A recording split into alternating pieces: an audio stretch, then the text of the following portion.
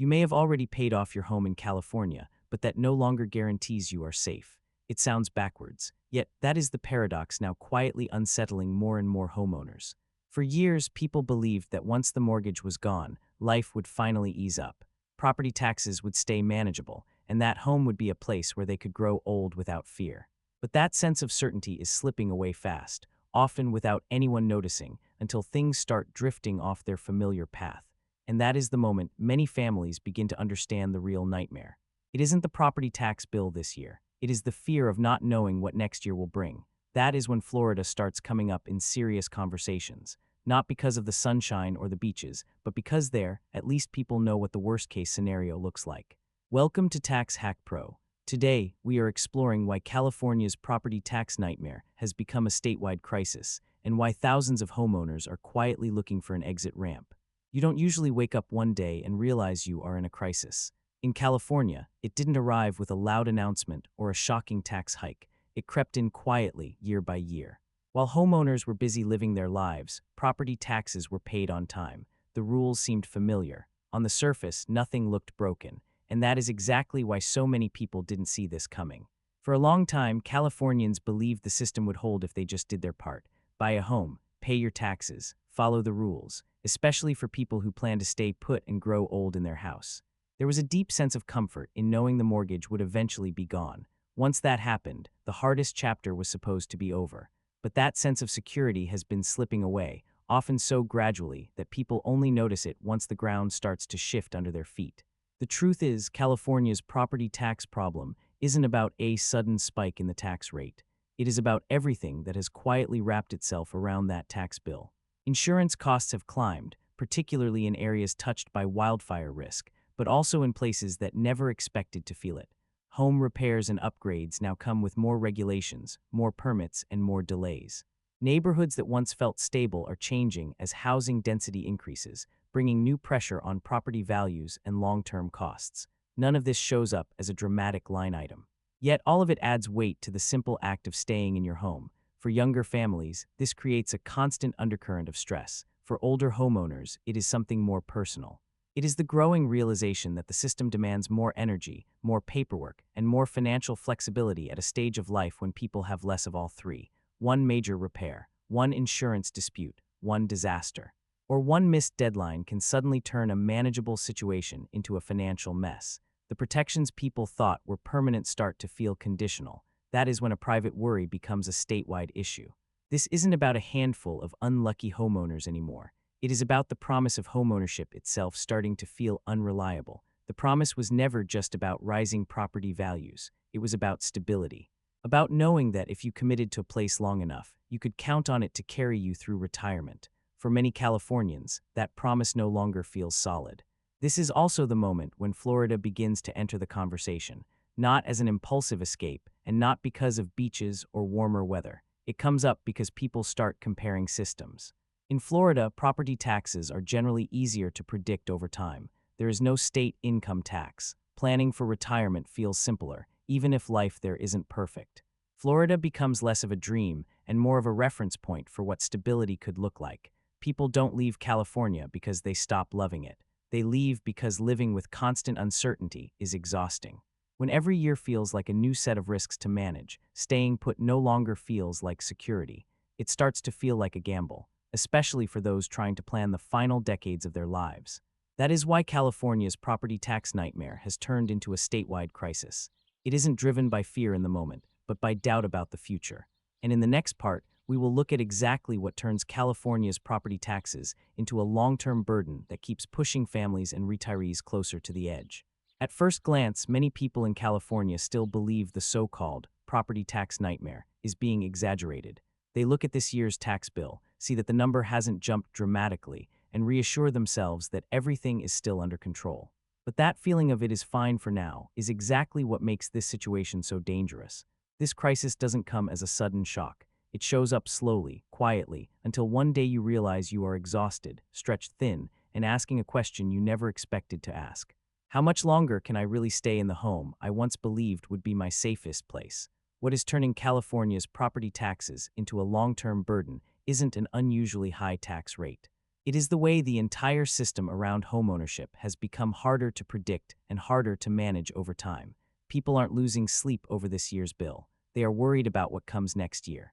Because everything tied to owning a home is moving faster than a normal family, especially one approaching retirement, can reasonably keep up with.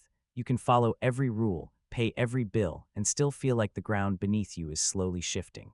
Take insurance, for example, something that used to feel like a background expense. In many parts of the state, insurance has turned into an ongoing negotiation. Premiums rise, coverage tightens, deductibles get higher. Some homeowners are dropped altogether or forced into expensive alternatives they never imagined paying for. People open renewal letters and realize the cost of protecting their home now feels heavier than the property tax itself. No one explained this when they bought the house, and no one can tell them how much worse it might get. At some point, a hard question creeps in. If insurance keeps climbing or disappears altogether, what choices do you really have left? Then there is maintenance and repairs. What used to be routine now feels like a maze. Replacing a roof, upgrading electrical systems, hardening a home against fire, these aren't just projects anymore. They come with permits, inspections, new standards, delays, and constant follow-up. For younger homeowners, it is frustrating. For older ones, it is draining. Many stop asking how much it will cost and start asking something far more personal. Do I even have the energy to keep up with this anymore? But the fear deepens when things fall completely outside your control. A wildfire, a natural disaster, something you didn't cause and couldn't prevent. On paper, California offers protections after disasters, temporary tax relief, the ability to keep an old assessment if you rebuild. It sounds reassuring. In real life, those protections come with deadlines, progress requirements, and paperwork that assumes everything moves quickly. After a disaster, nothing moves quickly. Insurance claims drag on, contractors are hard to find, permits stall, health declines, stress takes over. So here is the question many homeowners quietly wrestle with. If rebuilding takes longer for very human reasons, do you lose the protection you were promised? And if your property is reassessed at today's market value because you missed a timeline you couldn't realistically meet, who pays that price? For retirees, this hits especially hard because there is no margin for error left. Younger families might work extra years, take on debt, or restructure their finances to recover. But a retired couple living on a fixed income doesn't have those options. Every new cost cuts directly into daily life. One unexpected event can push them from stability into a forced decision to sell. And that isn't just a financial loss. It is the loss of a lifetime of memories, identity, and dignity. After decades in the same home, being forced to leave because the system became too heavy to carry is a quiet kind of heartbreak. Even without disasters, pressure builds in subtler ways. Neighborhoods change faster than people can adapt. Housing density increases. New developments move in. Land values rise around longtime homeowners. The tax rate may stay the same, but the cost of staying doesn't. For older residents, the familiar rhythm of their community disappears, replaced by a pace that no longer feels built for them. No one tells them to leave outright. Instead, staying becomes gradually harder until leaving feels like the only way to breathe again. What ties all of this together is uncertainty. The one thing retirees fear most. People can endure hardship if they understand its limits. What wears them down is not knowing what comes next. Another rule change, another cost increase, another risk tied to weather, insurance, or policy. Living in a constant state of financial defense drains people far faster than any single tax bill ever could. So when you hear someone say California hasn't raised property taxes dramatically, that may be true on paper. But the more important question is this. If taxes haven't spiked, why do so many homeowners feel like they are being squeezed anyway? And when a home no longer feels secure, is it still an asset, or has it quietly become a burden? People don't usually compare two states this intensely unless something deeper is going on. This isn't about beach weather versus traffic, or palm trees versus mountains. The reason California and Florida keep getting mentioned in the same sentence is far more personal. It starts with a quiet realization many Californians are having at the same time. The future they thought they could plan for no longer feels predictable. And once that feeling takes hold, comparison becomes inevitable. At first, it shows up as a passing thought, a conversation overheard at a family dinner, a neighbor who mentions they are thinking about moving, a headline about retirees leaving the state, but then the question gets harder to ignore. If you have done everything right, bought a home, paid your taxes, followed the rules, why does staying still feel so risky? That is the moment Florida enters the picture, not as a dream destination, but as a measuring stick. The comparison begins with property taxes, because that is the pressure point people feel most directly in California. Even when the tax rate itself looks stable, homeowners are learning that stability on paper doesn't always translate to stability in real life. Assessments can change, insurance costs swing wildly, disasters, repairs, and neighborhood shifts all introduce uncertainty. The tax bill isn't just a bill anymore. It is a reminder that the cost of staying could change in ways you can't fully control. Florida, by contrast, feels simpler. Not perfect, but simpler. Property taxes are generally lower, and more importantly, they are structured in a way that people can plan around. Homestead protections reduce the taxable value of a primary residence. Annual increases are capped. You don't have to constantly guess how much worse things might get. For retirees especially, that difference matters more than saving a few $100s in the short term. Predictability is the real currency. Then there is income tax, which quietly reshapes the math of everyday life. California taxes income at the state level. Florida doesn't. On paper, that sounds like a policy detail. In real life, it is the difference between feeling squeezed every month and feeling like you have breathing room. For people living on pensions, Social Security, or investment income, keeping an extra few hundred a month isn't a luxury. It is groceries without stress, medical bills without panic. The ability to say yes to something small without recalculating the budget. And that is where the comparison stops being about numbers and starts being about psychology. In California, many homeowners live with a constant question in the background. If something goes wrong, how bad could it get? A wildfire, an insurance cancellation, a major repair, a policy change. Each one carries the possibility of pushing costs beyond what a fixed income can handle. Even if nothing happens this year, the uncertainty hangs there. It forces people to stay mentally on guard, to plan defensively instead of confidently. In Florida, the question sounds different. People aren't asking if costs will rise unpredictably. They are asking how to live within a system they can see clearly. They know the tax structure. They know the limits. They know the worst-case scenario. That doesn't eliminate stress, but it changes its shape. There is a big difference between worrying about a known ceiling and fearing an open-ended risk. This is why so many people who say they still love California are also the ones quietly running comparisons. They aren't angry, they aren't political, they are tired of having to stay ahead of rules, paperwork, and costs that feel like they multiply with age, tired of wondering whether one unexpected event could undo decades of planning. When you reach that point, the appeal of a place like Florida isn't about excitement, it is about relief, and relief is powerful. Another reason the comparison resonates so strongly is timing. Many Californians are hitting the phase of life where financial surprises hurt more. When you are younger, you can recover. You can work longer, move jobs, adjust. When you are approaching retirement or already there, recovery isn't so simple. That is when predictability becomes more valuable than upside. Florida markets itself, intentionally or not, as a place where the rules don't keep shifting under your feet. So when people ask, why is everyone suddenly comparing California to Florida? The answer isn't sudden at all. It has been building for years. Rising insurance costs, disaster risk, regulatory complexity. A sense that staying requires constant vigilance. Florida just happens to sit on the other side of those anxieties, offering a system that feels easier to understand and easier to live with over time. This doesn't mean Florida is perfect. It doesn't mean California is doomed, but it does explain why the comparison feels so urgent right now. People aren't chasing sunshine, they are chasing certainty. They are trying to answer a question that gets louder with age. Where can I actually plan my future without fearing that one surprise will change everything?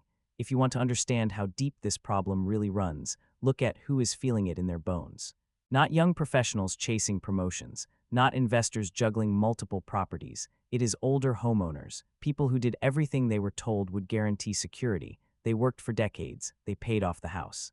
They planned carefully, and yet in California, many of them are now living with a quiet, unsettling fear they never expected to face at this stage of life. For someone in their 60s or 70s, money works differently. Income no longer grows. There is no next raise, no side hustle waiting in the wings, no easy reset if something goes wrong. Social Security, pensions, and savings are meant to provide stability, not surprises. But owning a home in California has stopped feeling stable. Property taxes may not explode overnight, but everything around them keeps tightening year after year, squeezing people who no longer have room to maneuver. What hurts most isn't just the financial pressure, it is the loss of control. When you are younger, uncertainty feels temporary. You tell yourself you will adapt later. When you are older, uncertainty feels permanent. Every new cost lands harder because there is nothing extra to absorb it. A higher insurance premium doesn't just mean cutting back. It means choosing between groceries, medical care, or a small comfort that once made life feel dignified. The margin for error disappears, and life becomes a careful balancing act that never truly relaxes. Talk to older homeowners and you will hear the same sentence again and again, usually said quietly: "I can afford my house today. I just don't know if I can afford it tomorrow." Imagine a retired couple living on a fixed income. Their mortgage is long gone. On paper, they should be secure, but the property tax bill still arrives every year, unchanged in its authority. Insurance premiums creep higher. Repairs can't be postponed forever. A roof doesn't care that you are retired. A failing water heater doesn't pause out of sympathy. And now, every repair brings permits, inspections, new standards, and costs that feel wildly out of proportion to someone counting every dollar. Then there is the fear that no one likes to say out loud. What happens if something goes wrong? A wildfire doesn't check your age. A storm doesn't wait until you feel ready. California offers protections after disasters, but those protections assume speed, stamina, and the ability to navigate complex systems under stress. They assume you can chase insurance companies, coordinate contractors, track paperwork, and hit strict deadlines while your life is upside down. For many older homeowners, that simply isn't realistic. Health slows you down, stress takes its toll, decisions that once felt manageable now feel overwhelming, and if rebuilding takes too long, the consequences don't fade with time. A reassessment at today's market value doesn't care how long you have lived there. It doesn't care that this house holds your memories. The tax bill resets permanently. Suddenly, the home you plan to die in becomes something you aren't sure you can keep another 5 years. This is where the pain turns personal. Being forced to sell at this stage of life isn't just a financial move. It is a rupture. That house isn't an asset. It is where birthdays were celebrated, where routines formed, where neighbors became family. Losing it because the system became too heavy to carry feels like being erased from your own story. It feels unjust in a way numbers can't explain, and it rarely happens all at once. More often, it is slow and relentless. A few years of rising costs, a few repairs delayed because they are just too stressful to deal with right now, a knot in your stomach every time the mail arrives. Until one day, staying feels more dangerous than leaving. Even for those who haven't reached that breaking point, the pressure never fully lifts. Neighborhoods change, density increases, traffic grows. The pace of life accelerates while your energy naturally slows. Doctors move, longtime neighbors move. The sense that you can age in place begins to fade, and through it all, the system still expects you to keep up, to adapt, to manage complexity as if time and strength were unlimited. That is why older Californians don't start by talking about leaving. They talk about options. They talk about backup plans. They talk about Florida in hushed, almost guilty conversations. Not because they are chasing excitement or sunshine, but because Florida represents something California no longer offers them: predictability, lower property taxes, no state income tax. A system that feels designed around retirement instead of constantly testing it. The appeal isn't luxury, it is relief. The relief of knowing what the worst-case scenario looks like and knowing you can survive it. The hardest truth is this: most of these homeowners didn't fail. They didn't mismanage their money. They didn't make reckless choices. They followed the script society handed them. Work hard, buy a home, stay put, build a life. And now many feel like the rules shifted after they finished playing the game. So when we talk about the real impact on older homeowners, it isn't just higher bills or tighter budgets. It is waking up every morning in a house you love and quietly wondering how long you will be allowed to stay. It is realizing that safety in retirement now depends less on what you have done right and more on what doesn't go wrong next. And for people who gave decades of their lives to this place, that realization isn't just frightening, it is heartbreaking. In the end, this isn't just a story about taxes, policies, or two states being compared side by side. It is about what it feels like to reach a stage of life where stability should finally be yours, only to realize it is slipping further out of reach. For many older homeowners, the fear isn't losing money. It is losing the right to feel safe in the home they built their life around. That is why these conversations matter, and why so many people are quietly rethinking their future. If this resonated with you, take a moment to like this video, share it with someone who might be facing the same questions, and subscribe to Tax Hack Pro for deeper, honest conversations about retirement, housing, and financial security. And tell us in the comments, are you staying put or are you starting to look elsewhere? Thanks so much for sticking with us to the very end. If you enjoyed this video, make sure to give it a like and subscribe so you don't miss any of the daily updates. And now feel free to check out some of our latest and most popular videos showing on your screen. Goodbye and see you in the next one.